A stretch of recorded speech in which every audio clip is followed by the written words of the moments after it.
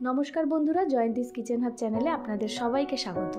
বন্ধুরা, আমরা সবাই জানি যে ময়দা আমাদের স্বাস্থ্যের পক্ষে খুব একটা ভালো নয়, কিন্তু বাচ্চাদের টিফিন অথবা সকালের জলখাবার অথবা সন্ধ্যের টিফিনে প্যানকেক একটা খুবই জনপ্রিয় খাবার। তাই আজ আমি আপনাদের দেখাবো কিভাবে আটা দিয়ে খুব সহজে স্বাস্থ্যকর সুস্বাদু প্যানকেক বানিয়ে নেওয়া যায়। রেসিপিটি শুরু করার আগে আপনাদের কাছে একান্ত অনুরোধ, আমার ভিডিওটি ভালো লাগলে আমার চ্যানেলটিকে সাবস্ক্রাইব করবেন, পাশে থাকা বেল আইকনটিকে প্রেস করে দেবেন, যাতে নতুন কোনো ভিডিও আপলোড করার সাথে সাথে নোটিফিকেশন আপনার কাছে পৌঁছে যায়। লাইক করবেন, কমেন্ট করবেন, শেয়ার করবেন। আপনাদের কমেন্ট আমার কাছে খুবই গুরুত্বপূর্ণ।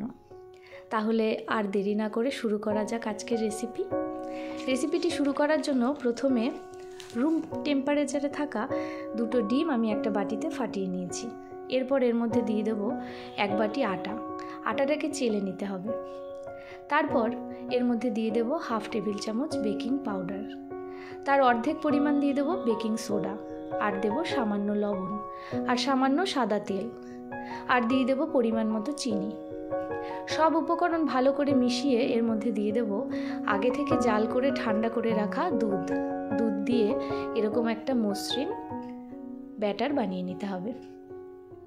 এরপর একটা ননস্টিক ফ্রাইং প্যানে সামান্য তেল ব্রাশ করে এর মধ্যে 1 হাতা ব্যাটার ঢেলে দেব। ব্যাটারটি দেওয়ার পর একটা ঢাকনা দিয়ে ঢেকে দিতে হবে। অল্প আছে 1 থেকে 1.5 মিনিট অপেক্ষা করুন। তারপর ঢাকনা খুলে দেখবেন সামান্য ফুলে উঠেছে আর এরকম ছিদ্র ছিদ্র হয়ে এসেছে। এই পর্যায়ে প্যানকেকটিকে উল্টে দিন আর সামান্যভাবে প্রেস করে এভাবে কিছু সময় সেঁকে নিন। তাহলেই রেডি আপনাদের সুস্বাদু প্যানকেক।